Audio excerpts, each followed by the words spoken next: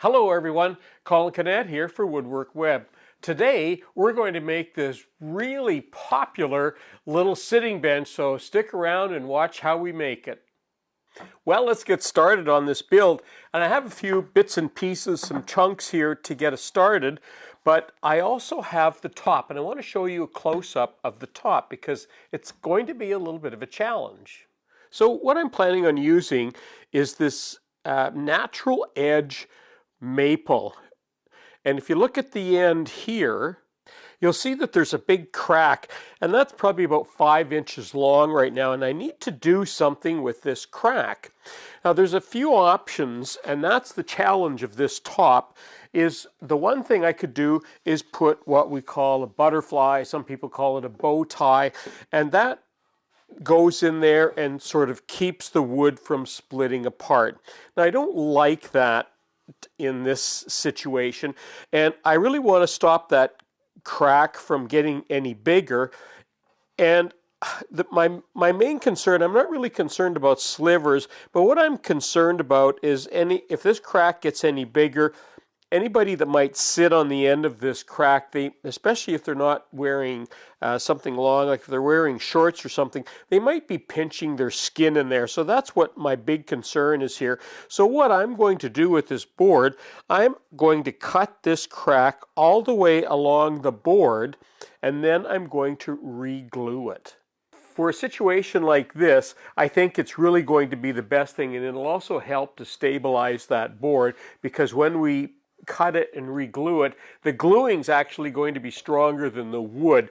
Now before I do any cutting, I want to check the moisture content of this wood, and that's because I only purchased this wood a few months ago and it was a little bit damp. So I've got the underside, we don't want to poke holes in the top, and I'm going to check the moisture content because I like it to be under 12%, because I want to make sure that we're going to have the minimum amount of wood movement for this type of a project.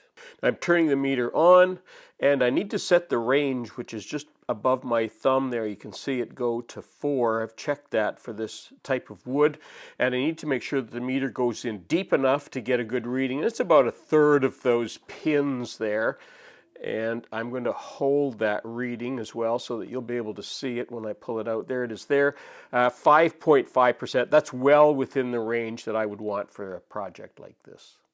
Now you often hear me talking about wood movement, and it has everything to do with the amount of moisture that is in the wood.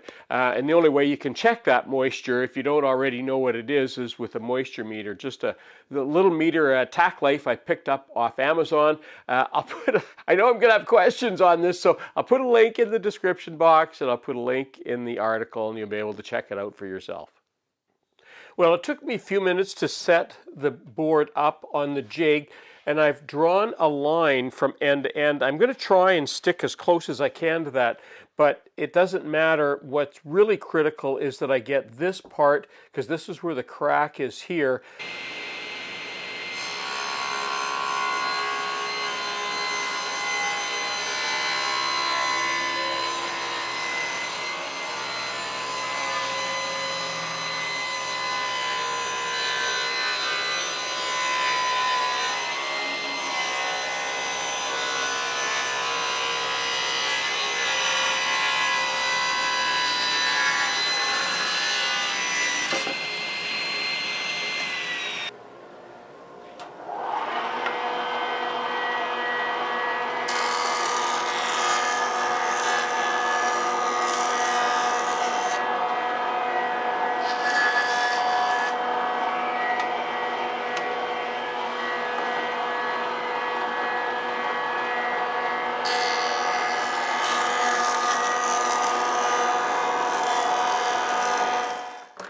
Okay, those lined up pretty nicely. The next thing I need to do now, because I want this top, I've already planed this top, and I want it to line up nice and flat all the way along. And the only way I can do that is by using dowels. I don't have a biscuit joiner anymore because this does such a better job. So what I'm going to be doing now is I'm going to put some dowels about every 6 inches Then I'm going to test it, make sure that they come together, and then I'll do the glue up. And that way, when it's all done, this top will be almost perfectly level all the way across. A little bit of sanding is all that'll be required. But the other big thing, because it's dowels aligning this, I'm going to be taking, there's a little bit of a twist in this board, and it looks like I'm going to be able to take much of that twist out, which is going to be perfect. So I'm going to go ahead and do that. I'm going to use the middle hole all the way along, and I'll do the whole board, but I'll show you the first part of what I'm going to be doing here, and this is the face edge and face edge.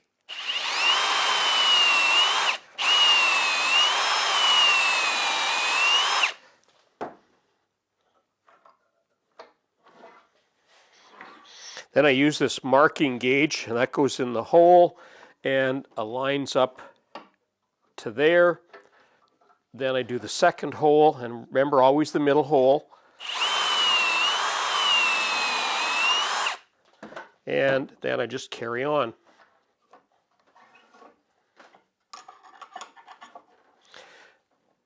I'm just going to put some glue on there now, put the dowels back in. It's just easier to glue up with the dowels out.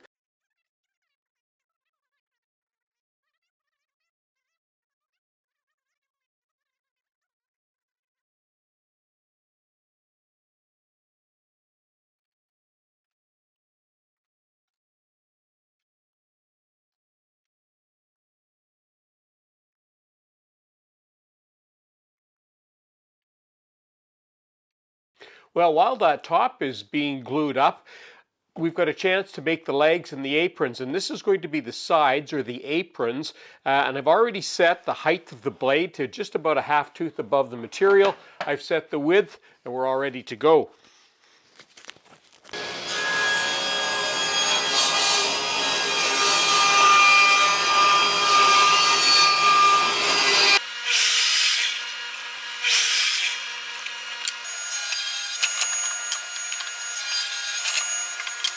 So I'm just going to glue these. I'm not going to make you sit through this because this is going to be a little bit tedious. I got a lot of glue to put on here and then just clamp it up. Well, I've glued up those legs and they look just perfect.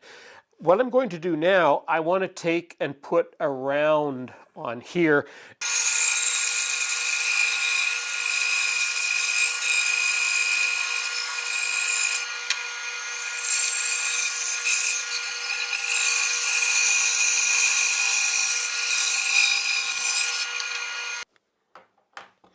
Well, it's close to doing some final assembly. I always love the final assembly. What I need to do now is to glue these aprons onto the bottom side of the bench here. And what I'm going to do to glue them, rather than try and clamp them, I'm going to drill pocket holes, and it's perfect because I can put pocket holes on the back. They're hidden. I don't have to worry about trying to fill the holes, and it's a quick and easy way of clamping that. And when I'm finished and it's all nice and dry and hard, I'm just going to pull the pocket hole screws out because they're not going to be serving any purpose. The glue will be holding it.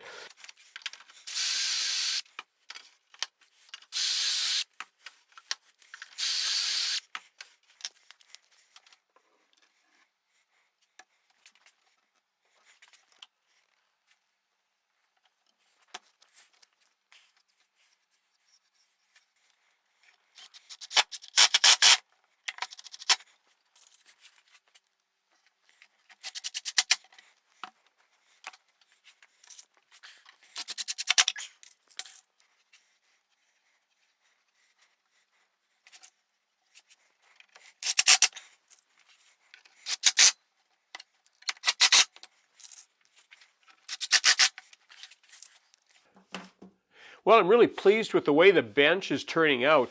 I've taken and sanded everything down, and now I'm going to give it 3 coats of Osmo, and I'll put the first one on. I'll show you what that looks like. We'll speed it up so you can see, but I want you to see the contrast between the dark and the light wood, so that should look really good. I also have a couple of, because this is old wood, and it has a couple of wormholes in it, old wormholes. They're not active anymore. We've checked that out, and what I'm going to do after I finish it, I'll just fill those in with some epoxy so that it keeps those holes filled and stable.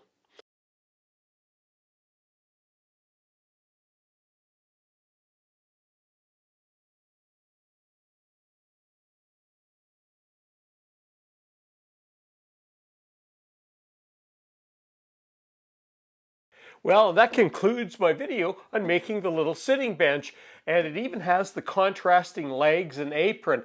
And it's interesting how the light highlights the legs as being quite a bit darker, but that's the way it happens sometimes. So anyway, don't forget, if you haven't already subscribed, we ask you to do that. Like us on Facebook, follow us on Twitter and Instagram, and stick around because I got lots more videos to do.